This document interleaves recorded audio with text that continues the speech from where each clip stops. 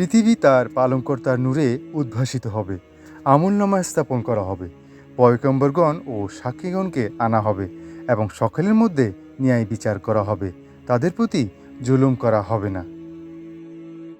তিনি সে মহান সত্তা যিনি বানিয়েছেন সূর্যকে উজ্জ্বল আলোকময় আর চন্দ্রকে স্নিগ্ধ আলো বিতরণকারী রূপে এবং অতঃপর নির্ধারিত করেছেন এর জন্য মঞ্জিল সমূহ, যাতে করে তোমরা চিনতে পারো বছরগুলোর সংখ্যা ও হিসাব।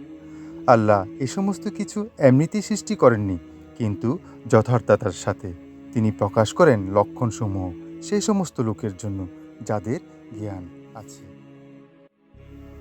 সঠিক সময় নামাজ আদায় করা আল্লাহর নিকট অন্যতম সর্বাধিক প্রিয় আমল।